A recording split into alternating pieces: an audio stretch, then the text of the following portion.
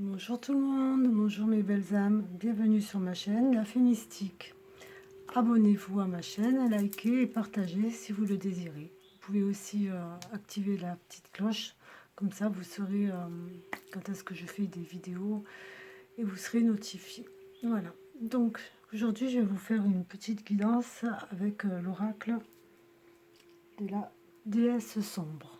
Donc j'ai mis, on va découvrir ensemble, j'ai mis 3 cartes au hasard, on va découvrir ensemble donc ces 3 cartes. Je vais vous laisser quelques instants, comme ça vous allez un petit peu visualiser la carte qui vous attire le plus et ensuite je reviens vers vous pour vous dire les significations.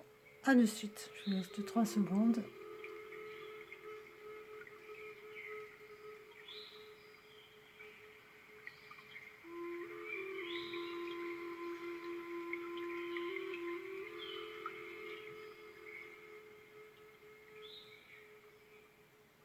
Voilà, voici de retour. Allez, on va commencer. Donc c'est des cartes assez sombres. Je vais vous dire un petit peu ce qu'elle représente et aussi la part d'ombre que la carte représente, ce que vous avez choisi, ce que vous avez peut-être en vous. Peut-être que ça ne vous parlera pas, peut-être que ça vous parlera. Donc la première, c'est l'élu. Très belle carte. J'aime beaucoup. Voici. Alors, l'élu. L'élu, c'est la déesse sombre. Elle vous ouvre la porte du flamboyant début initiatique. Alors, sa signification. Vous entamez une nouvelle phase de vie. Vous vous apprêtez à recevoir les propositions les plus folles. Vous brillez déjà. Une nouvelle confiance intérieure tend à s'installer. Laissez votre lumière intérieure irradier et inspirer les autres. Votre vie est sur le point de devenir passionnante. Donc vraiment, c'est une des plus belles cartes et significations du jeu. En carte en ombre, vous vous sentez injustement petite et cela vous bloque. Votre pessimisme vous enferme sur des voies sinueuses et encombrées. La magnificence de la déesse est pourtant en vous. Il vous suffit de cesser d'écouter la fréquence du dogmatisme et de vous ouvrir à votre véritable chemin. Vibrez, oui, et laissez les choses débloquer et se guérir. En fait, cette carte, elle vous dit que vous avez tout pour réussir. Il n'en tient qu'à vous d'avancer, de ne pas avoir peur et tout vous réussira. Voilà, vraiment c'est une très belle carte. Il ne faut pas être pessimiste, car de belles choses sont en train de se passer en ce moment ou vont peut-être venir. Juste un petit peu de patience et l'avenir vous le dira. Mais il faut vraiment être optimiste et dire merci. Et voilà, je dis tout le temps, dire merci à l'univers des choses que vous êtes en train de vivre en ce moment, qu'elles soient bonnes ou mauvaises, toujours remercier. Voilà. Ensuite, on arrive à la deuxième. Non. Voilà. Celle-ci, c'est une très belle carte aussi avec les 3 chiens féroces qui ont le 3e œil, les chaînes. Voilà. Je disais, c'est pour ça que j'aime beaucoup les dessins de ces cartes. Après aussi, il y a des... Je t'en parlerai après. Donc le nom. Le nom, sa signification. Ben là, on vous dit qu'il faut oser. Il faut oser dire non. Il faut refuser. Il faut refuser de rester dans votre coin et toujours dire oui, ne pas oser dire non, se replier sur moi-même. Non, là, il faut y aller, en fait. Et un refus juste correctement fait, avec grâce et fermeté, sans justification, sans mensonge, c'est le mieux. Donc, pour vous, c'est la garantie de ne jamais perdre de vue, de ne jamais vous perdre de vue et de jamais vous vendre, vous compromettre. Il faut que vous restiez vous-même, en fait. Il ne faut pas toujours dire oui, parce qu'en fait, c'est pas vous vous obligez de faire des choses et en vous obligeant de faire certaines choses, et ben en fin de compte, vous n'arriverez pas à être bien, parce que quand on se force, de toute façon, on n'est pas bien. Donc pour Pour les autres, c'est la preuve que vous n'êtes pas un objet déplaçable et réarrangeable, quoi, à volonté. Que ceux qui ne savent pas l'accepter restent à la porte. En fait, voilà. Si les gens, en fait, il faut pas toujours dire oui pour qu'on vous aime, en fait. Parce que si on vous aime, c'est pour la personne que vous êtes. Donc même si vous dites non, les personnes vous aimeront tout autant. Je vais vous lire quand même ce qu'ils disent la carte en nombre. Combien de fois vous êtes-vous retrouvé traîné de force plus ou moins consentante dans des aventures, des traquenards ou des cul-de-sac désespérants, du simple ennui mortel auquel vous n'avez pas su dire non, à la situation franchement dangereuse que vous avez eu peur d'aggraver, votre absence de barrière saine a creusé un fossé entre vous et votre souveraineté. Reprenez le contrôle. Si l'autre ne sait pas entendre le non, c'est que sa propre conception de la réalité est tellement fragile qu'elle ne saurait souffrir d'aucune frustration. Vous n'avez pas le temps à perdre avec ces enfants nombrilistes qui ne conçoivent la vie que comme un jeu où les autres suivent leurs règles sans broncher.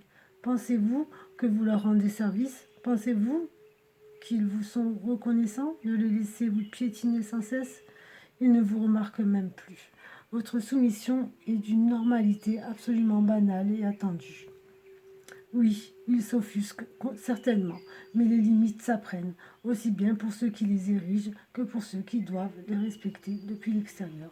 Donc là, il faut vraiment s'affirmer, en fait. Il faut vraiment arriver à changer votre aspect, peut-être soumis. C'est ce qu'on me dit là.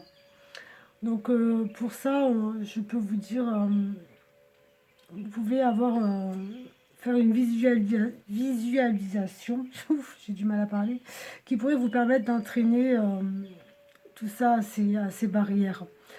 En fait, là, je peux vous dire, vous pouvez, si vous voulez, fermer les yeux et essayer de ressentir comme un champ de force jaune translucide qui s'étend tout autour de vous et partant du plexus et qui finit par vous entourer, donc oui, ce que je disais, intégralement.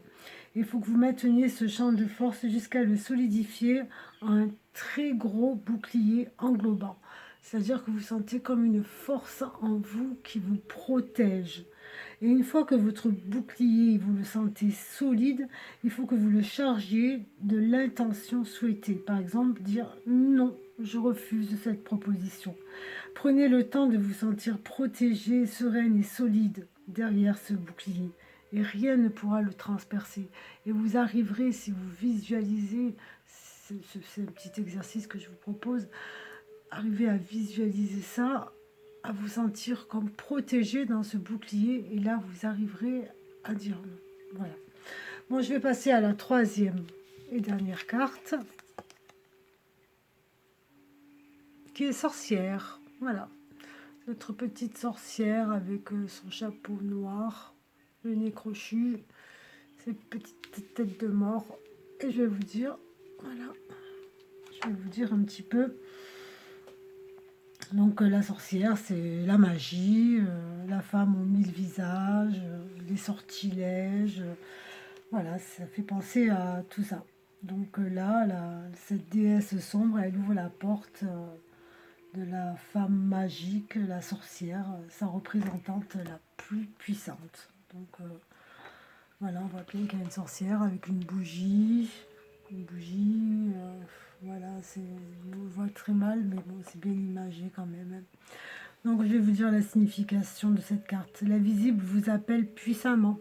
Ça, c'est pour les personnes qui ressentent qu'ils ont quelque chose en eux, peut-être qu'ils ont peur de tout ça, mais là on vous dit, il faut vous ouvrir à ça en fait, puisqu'on vous appelle.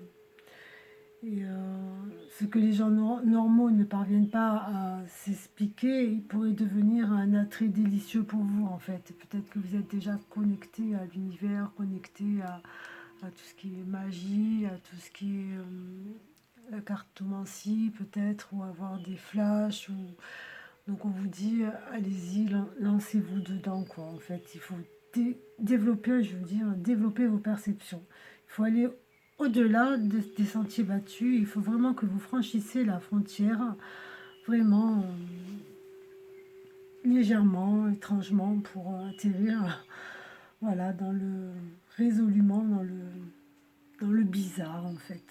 Et vous y êtes attendu pour y être traité en reine. Donc on dit, saisissez-vous de votre puissante magie féminine, votre héritage caché et mystique. Je vais vous dire un petit peu que cette carte vous dit en nombre.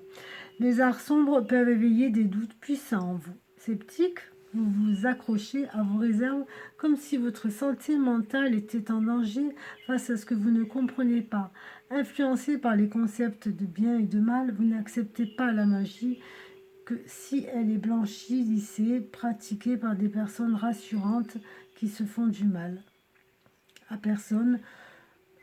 En fait, attendez, vous n'acceptez pas la magie que si elle est blanchie, lissée, pratiquée par des personnes rassurantes qui ne font de mal à personne et ne font d'ailleurs rien de spécial dans le fond, à part touiller, excusez-moi, des plantes dans des pots et méditer en respirant de l'encens. La déesse sombre ricane face à ces tentatives de vivre la magie, mais pas trop.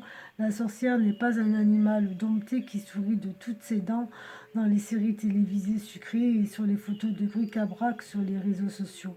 Elle n'est pas une identité jetable qui suit les modes et joue à la controverse sans jamais oser l'incarner. Elle n'est pas une chose que l'on devient avec quelques livres et de jolis pendentifs.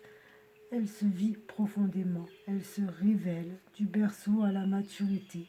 Elle est l'initiative que ceux qui ont trop peur de l'ombre ne sauront jamais comprendre.